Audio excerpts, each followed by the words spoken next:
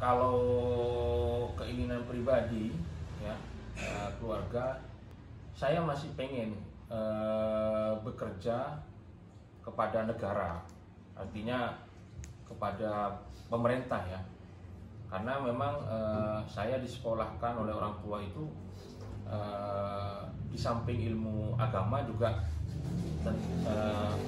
umum. Nah, dan saya dan bersama-sama kawan-kawan itu kan sekarang sedang mempertimbangkan untuk bisa kembali berkiprah ya di dalam pemberantasan korupsi, pencegahan maupun penindakan, dengan mempertimbangkan tawaran dari Kapolri ya. Yang saya lihat itu bukan semata tawaran dari Kapolri, tapi itu adalah keinginan dari Presiden gitu, agar teman-teman yang kemarin dinyatakan tidak lulus TWK itu tetap bisa dimanfaatkan tenaganya itu untuk kerja-kerja pemberantasan korupsi. Karena Presiden juga tahu bahwa yang dilakukan kemarin tes dan segala macam itu kan penuh dengan kontroversi dan masalah ya. Udah ada temuan Ombudsman, ada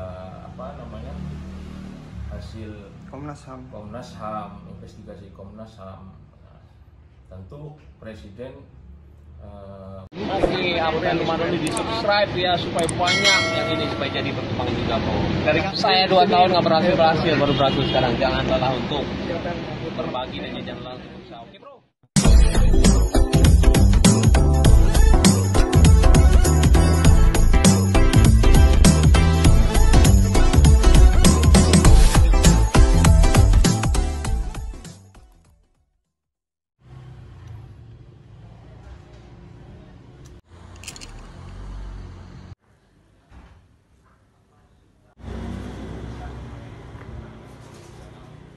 nggak apa-apa, nanti saya kirim nomor yayasan.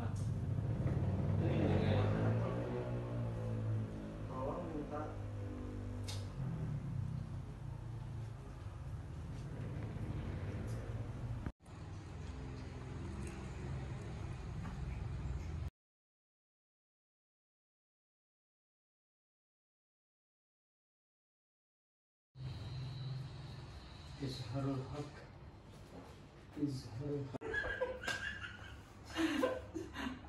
Kita mana gue bilang, woi, Sapam balikin lagi seragamnya.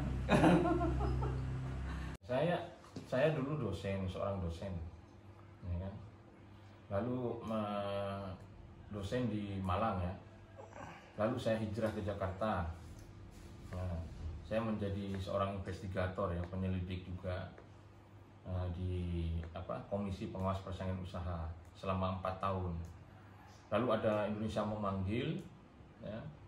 Nah, saya adalah rekrutan pertama di KPK yang menggunakan tes. Sebelumnya KPK itu merekrut dari beberapa instansi. Nah, dengan status pegawai dipekerjakan. Lalu itu ada tes pertama tahun 2005 ya. Tahun 2005. Nah, saya ikut, terus saya masuk. Dan sejak awal saya di KPK memang sebagai seorang investigator, sebagai seorang penyelidik. Ya hingga saya kemudian ke posisi penyelidik utama itu memang dari awal sudah penyelidik. Jadi 16 tahun ini saya nggak pernah pindah divisi maupun pindah direktorat, karena memang saya menemukan inilah passion saya di situ, gitu. Passion seorang investigator, seorang penyelidik gitu. Nah, terkadang melakukan OTT, terkadang juga melakukan investigasi secara terbuka. Nah, ini yang saya rasakan, inilah passion saya, dan ini harapan saya ke depan ketika saya bergabung dengan Kepolisian Negara Republik Indonesia. Maka saya juga akan melakukan kerja-kerja yang meskipun tidak 100% sama, tapi setidaknya pengalaman kami di KPK ya, melakukan banyak kerja-kerja investigasi itu bisa kemudian dimanfaatkan oleh Kepolisian Negara Republik Indonesia untuk melakukan hal yang sama. Oke. Bicara dengan tes TKW, misal tes tahun 2005 dengan yang kemarin itu, ada nggak yang perbedaan yang dirasakan oleh Cak Harun sendiri dalam tes itu ya? Jika misalkan dibandingkan dengan tahun 2005 Indonesia memanggil dengan yang kemarin itu? Ya, jauh lebih sulit. Tes tahun 2005 ya, dengan begitu banyak peserta juga dari beragam sumber ya. Dengan tes yang TWK yang sebenarnya kita nggak punya saingan gitu. Kita sebenarnya bukan bicara, kalau tes 2005 itu kan bersaing untuk bisa masuk ke KPK. Jadi memang di situ diperlukan hasil tes yang bagus gitu loh. Nah, kalau yang TWK ini kan hanya sebenarnya mengukur apakah kita ini setia kepada negara Republik Indonesia ini. Kalau ukurannya setia sebenarnya gampang, simpel menjawabnya. 16 tahun itu kami udah bekerja, ya kan? Bekerja untuk negara ini, gitu. Memberantas korupsi, ya kan? Memberikan pemahaman kepada masyarakat. Nah, kalau ukurannya itu sebenarnya ukuran yang mudah, hanya saja kemudian dibikin sulit, ya kan? Siapa yang membuat sulit? Tentu para koruptor yang berkolaborasi dengan pimpinan KPK. Gitu. Nah, ini kan sebenarnya kalau saya berinteraksi dengan beberapa pimpinan, itu kan juga mengatakan bahwa sebenarnya di dalam tes itu tidak ada lulus tidak lulus. Nah, tapi disitulah kemudian celah itu digunakan oleh mereka untuk menyingkirkan saya dan beberapa teman-teman yang memang secara kualifikasi itu memiliki integritas yang tidak perlu dipertanyakan, ya. Terus kasus-kasus yang sedang kami tangani juga adalah kasus-kasus big fish, gitu, yang akan mengganggu banyak kepentingan, gitu loh. Nah, di antaranya? Ya, di antaranya yang Cak Harun tangani itu? Ya, di antaranya gini. Saya sebenarnya tidak ingin ya menghindari menceritakan saya sedang menangani kasus apa, karena kasus-kasus saya juga memang lebih banyak yang OTT ya, meskipun saya juga sedang menangani beberapa kasus besar yang saya lakukan secara semi tertutup, semi OTT juga, gitu. Dan kasus-kasus itu tentu, dari kasus-kasus itu tentu sudah ada beberapa banyak petinggi negara yang sudah dimintai keterangan ya, dipanggil ke KPK, gitu. Saya sangat menghindari itu. Nah, tapi setidaknya mungkin publik bisa melihat ya gambaran-gambaran kasus itu, seperti misalnya kasus ekspor benur, ya kan, yang juga ditangani oleh kawan-kawan gitu. Lalu ada kasus KPU Pak Yustiawan yang melibatkan Harun Masiku ya, di dalam proses saat ini ya, sudah ditetapkan sebagai DPO. Nah, saya juga sebagai anggota tim DPO itu, ya kan? Lalu kalau saya, karena saya juga sebagai pengurus wadah pegawai ya, yang biasa kemudian banyak menentang kebijakan pimpinan ya, yang mana kebijakan itu dalam tanda kutip itu kebijakan yang tidak berpihak kepada teman-teman pegawai, tentu kami akan lawan itu. Nah, disitulah kemudian yang menambah profil saya sebagai seorang yang harus disikirkan. Gitu. Setelah sudah berhenti kan di KPK, kegiatannya sehari-hari ini apa aja gitu? Ya, kegiatannya sebenarnya masih hampir sama ya dengan kegiatan sebelum berhenti dari KPK ya, diberhentikan dari KPK. Saya menggunakan kata diberhentikan karena bukan atas keinginan saya ya. Nah, sebenarnya kegiatannya hampir sama, kecuali nggak pergi ke kantor KPK aja. Selebihnya sama, habis subuh ya ngajar ngaji sampai sekitar jam 6, habis itu anak-anak berangkat sekolah ya. Dan saya punya kegiatan sendiri juga, mengantar anak-anak saya sendiri ke sekolah. Nah, terus kemudian ada juga kegiatan sekarang kan ada beberapa barang yang harus didistribusikan ya. Apa tuh Pak? Nah, ada air mineral, kemudian ada saus, kemudian ada mie. Nah, itu yang kemudian ada beberapa juga teman sales yang ngamfas. Ya, nah, habis itu ya tahu-tahu sudah zuhur ya. Nah, habis zuhur juga anak-anak ngajar ngaji lagi ya sampai sekitar jam 1 ya.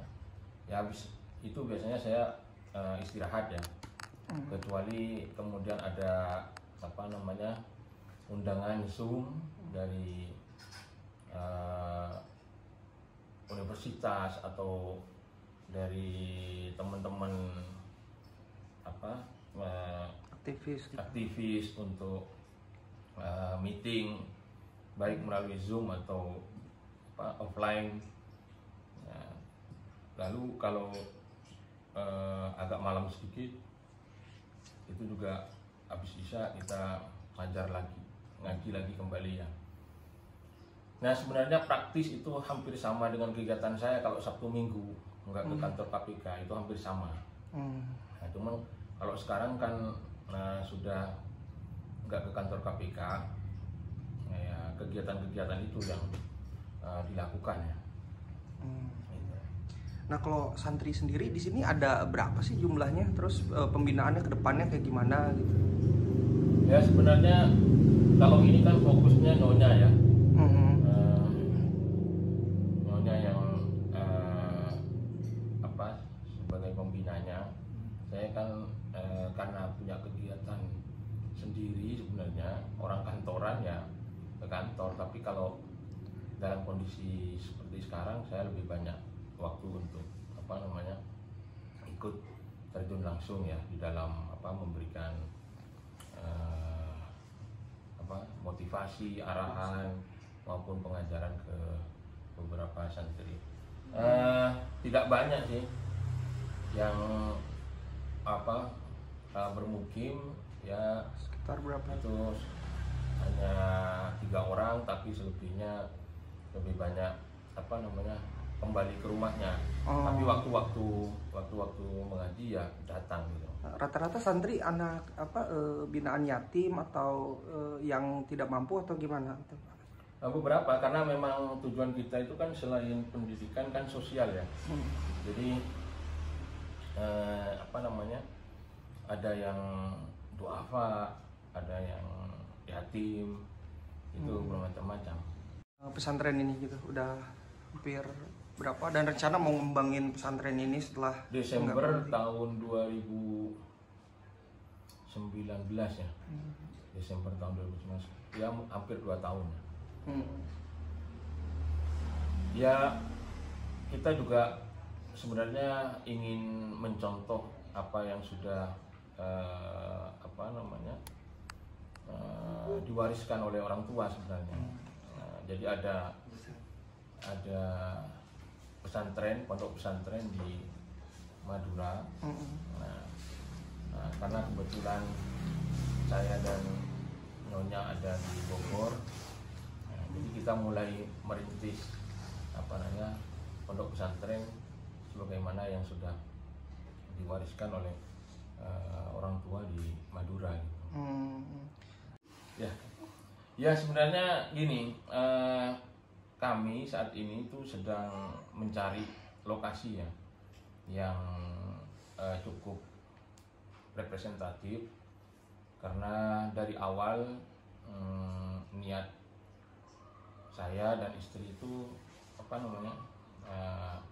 membuat lembaga pendidikan ya, mulai dari tingkat dasar, tingkat menengah, atas, dan selanjutnya gitu. Hanya sampai sekarang kami belum menemukan lokasi yang pas ya, yang kira-kira kemudian cukup representatif untuk kemudian nanti menampung kegiatan pesantren itu.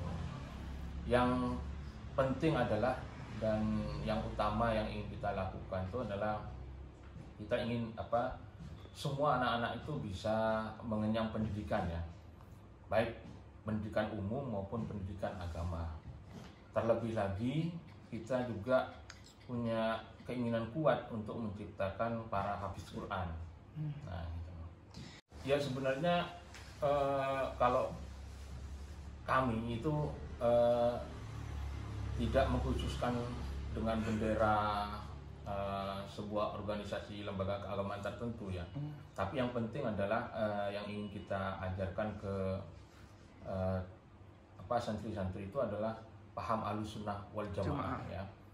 Nah, tapi kita juga ingin ada yang plus di situ. Jadi kita ingin menciptakan generasi yang secara keilmuan umum dan pengetahuan lain di luar pengetahuan agama itu juga ingin menjadi titik berat juga gitu loh. Jadi bukan hanya keagamanya menguasai ilmu agama, tapi ilmu umumnya itu kita ingin juga mereka bagus, sehingga dalam benak saya ingin menciptakan teknokrat, menciptakan dokter, terus ingin menciptakan hakim-hakim, penegak-penegak hukum yang punya keinginan untuk kuat untuk membangun bangsa ini. Artinya setelah diberhentikan dari KPK ini, niat Cak Harun itu ingin membangun pesantren atau gimana itu setelah diberhentikan ini? Kalau langkah pertamanya pesantren itu kan sebenarnya sudah cukup lama ya, cukup lama. Hanya ya kalau untuk sementara ini kan saya rasa cukup lah. Dan kalau keinginan pribadi ya, keluarga, saya masih pengen bekerja kepada negara, artinya kepada pemerintah ya. Karena memang saya disekolahkan oleh orang tua itu di samping ilmu agama juga umum. Nah, dan saya dan bersama-sama kawan-kawan itu kan sekarang sedang mempertimbangkan untuk bisa kembali berkiprah ya di dalam pemberantasan korupsi, pencegahan maupun penindakan, dengan mempertimbangkan tawaran dari Kapolri ya. Yang saya lihat itu bukan semata tawaran dari Kapolri, tapi itu adalah keinginan dari Presiden gitu, agar teman-teman yang kemarin dinyatakan tidak lulus TWK itu tetap bisa dimanfaatkan tenaganya itu untuk kerja-kerja pemberantasan korupsi. Karena Presiden juga tahu bahwa yang dilakukan kemarin tes dan segala macam itu kan penuh dengan kontroversi dan masalah ya. Udah ada temuan Ombudsman, ada hasil Komnas HAM, investigasi Komnas HAM. Nah, tentu Presiden punya kebijakan agar tenaga-tenaga yang sudah punya pengalaman, punya kemampuan lebih, integritasnya kuat ya, itu maka kemudian kami sedang juga mempertimbangkan penawaran dari Kapolri. Dan perkembangannya cukup bagus ya, karena mereka sekarang sudah mulai masuk pada tataran teknis dan administrasi, ya kan, untuk kemudian menjadikan kami bagian dari ASN Kepolisian Negara Republik Indonesia. Nah, misalkan di ASN Polri itu sebagai Polri atau sebagai ASN-nya, dan berharapnya ditempatkan di bagian mana nih di Polri? Kan ada diskrim khusus atau apa gitu? Iya, sepanjang itu kebijakan dari pemerintah, ya, dan kebijakan itu kemudian memang berpihak pada upaya-upaya pemberantasan korupsi yang lebih masif lagi, maka kami akan ikut bergabung di dalam tawaran tersebut.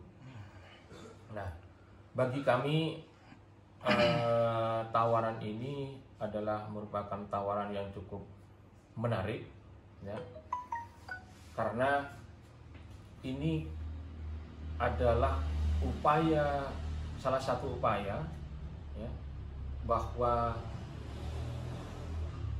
untuk mendelegitimasi apa yang sudah dijustifikasi kemarin, bahwa kami adalah orang-orang Taliban yang tidak taat pada Pancasila, tidak patuh pada undang-undang, kemudian tidak punya jiwa NKRI. Nah, kalau kami kemudian bergabung di sana, tentu itu menjadi dasar bahwa semua yang kemarin sudah dijustifikasi itu udah gak benar.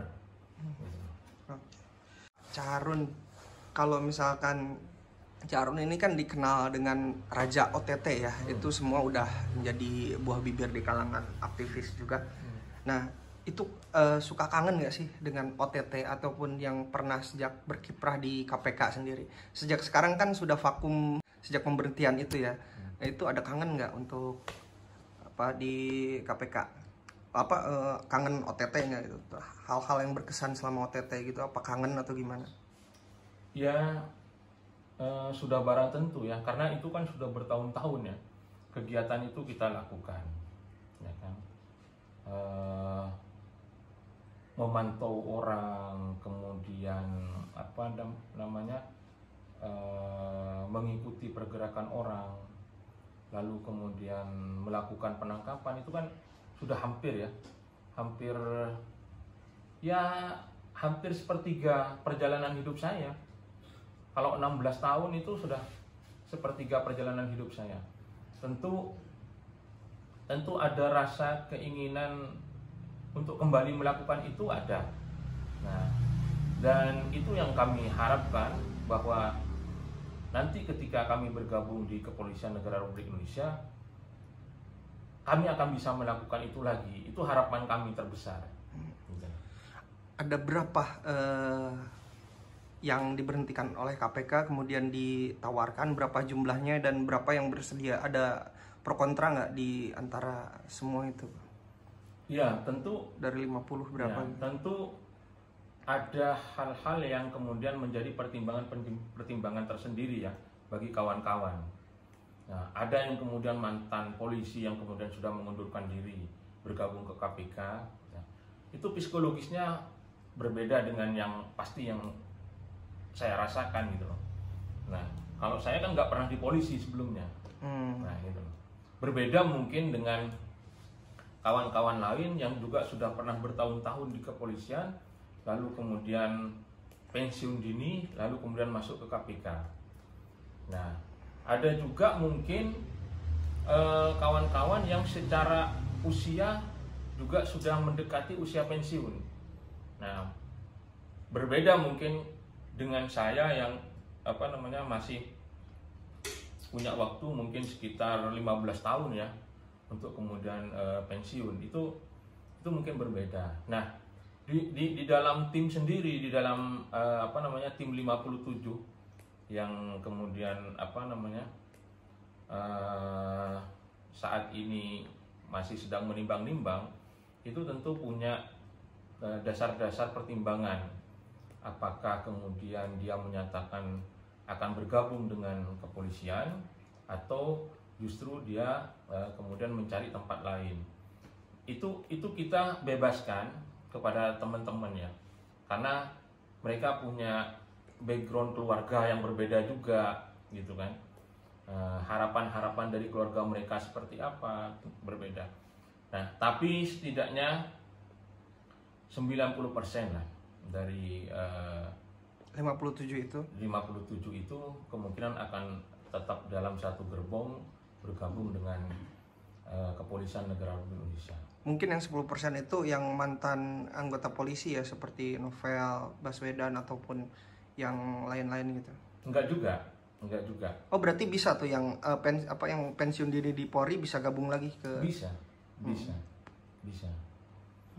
Saya belum mendapatkan angka pastinya ya, dan saya juga belum bisa menentukan apakah kemudian dari 90% nanti itu bisa, yang kemarin-kemarin di dalam diskusi-diskusi dia akan memilih jalan yang lain itu bisa kembali lagi gitu. Jadi bisa 100% full, bisa tetap bergabung dalam satu gerbong di Kepolisian Negara Republik Indonesia.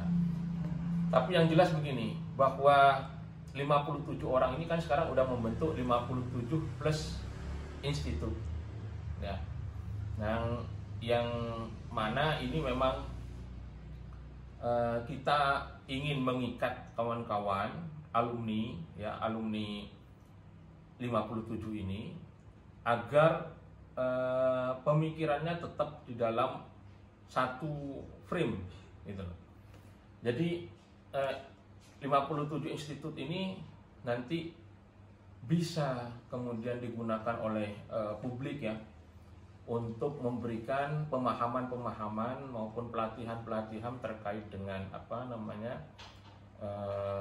upaya-upaya pencegahan tindak pidana korupsi ya. Boleh juga dimanfaatkan oleh instansi-instansi pemerintah, boleh juga oleh instansi-instansi di daerah gitu. Silakan aja bisa berdiskusi ya kan, bisa undang teman-teman dari IM 57 Institut ini. Jadi ada IM 57 Institut ya. Nah, Indonesia memanggil 57 plus institut. Pak Cah, ini kan banyak teman-teman yang juga setelah diberhentikan dari KPK itu ada yang bertani, ada yang jualan nasgor seperti Bang Tigor ya. Itu tanggapan dari Cah Harun sendiri seperti apa tuh melihat aktivitas teman-teman gitu yang sekarang mengisi waktu luangnya dengan tetap untuk mencari nafkah mereka, ada yang menjual nasi goreng ataupun kayak gimana itu? Iya, kegiatan-kegiatan kawan-kawan ini kan menurut saya positif ya. Satu kan sebenarnya yang perlu dipertimbangkan oleh kawan-kawan itu kan dampak psikologis ya. Nah, ketika kawan-kawan masih bisa berkegiatan ya, misalnya seperti Tigor ya, yang punya memang hobi untuk memasak ya, lalu kemudian menyalurkan hobinya itu untuk membuka warung nasi goreng. Dan saya juga belum merasakan nasi gorengnya, tapi semua orang yang sudah pernah datang menyatakan bahwa nasi gorengnya itu luar biasa enak gitu ya. Nah, bahkan ada yang membandingkan teman-teman wartawan itu dengan masakan Pak Firly itu jauh. Iya, dengan nasi goreng. Nah, katanya kalau nasi Pak Firly itu dimasak dengan pencitraan, tetapi kalau Tigor memasak dengan integritas. Nah, itu menurut saya positif sekali. Lalu ada teman seperti Rasa Mala ya, yang kebetulan kemarin pulang kampung Sumatera ya, ke Sumatera.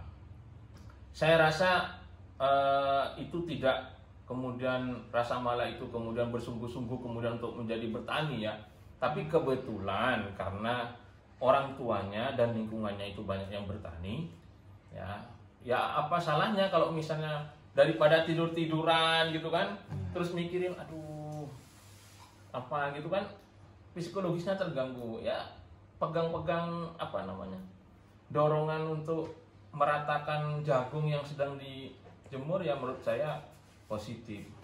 Saya nggak begitu yakin bahwa seorang Rasa Mala itu mau menjadi benar-benar bertani, turun ke sawah, berlumuran lumpur dan segala macam ya. Nah, beberapa kawan yang lain seperti misalnya si Hotman ya. Nah, karena memang dia penghobi kopi, maka kemudian dia bergabung dengan teman-temannya untuk berusaha membuat kafe lalu jualan kopi. Ya sebenarnya kalau saya sih nggak terlalu yakin ya secara pribadi bahwa mereka benar-benar kemudian terjun ke sana. Toh ini hanya waktu yang sementara, waktu transit ya. Kita untuk beristirahat sambil menenangkan pikiran dan mengobati barangkali kalau dianggap luka ya. Tentu inilah cara-cara dari kawan-kawan untuk mengobati luka itu. Ya, tawaran dari kepolisian, tawaran dari Pak Sigit ya waktu itu ya, Kapolri, bahwa kita kemudian akan diminta bergabung ke ASN Polri, itu masih dalam tahap dipertimbangkan gitu. Memang kita akui bahwa tawaran itu sangat menarik karena itu adalah sebagai jalan bagi kita untuk tetap terus berkiprah di dalam upaya pemberantasan tindak pidana korupsi. Oleh karena itu, ketika datang tawaran itu, kami juga serius ya berdiskusi dengan kawan-kawan ya kan akan tawaran itu. Nah, kita juga sudah pernah melakukan pertemuan ya dengan pihak kepolisian. Nah, sekali melakukan pertemuan. Nah, sekarang pada tahap teknis dan administrasi. Bagaimana tawaran itu kemudian akan direalisasikan gitu loh. Nah, tentu kita akan mempertimbangkan banyak hal ya ketika itu kemudian udah masuk kepada tataran teknis dan administrasi. Gitu. Yang menyatakan ke publik itu kan Pak Kapolri ya, Pak Sigit. Nah, kami tentu tidak bisa memastikan bahwa itu adalah instruksi presiden. Nah, tapi setidaknya secara logika tidak mungkin seorang Kapolri kemudian bertindak sendiri untuk hal yang sepenting ini gitu loh. Nah, mestinya Pak Kapolri itu sudah mendapatkan mandat atau delegasi wewenang dari Pak Presiden. Itulah yang kemudian di dalam hukum administrasi negara itu sebagai sebuah salah satu bentuk tindakan hukum sebenarnya.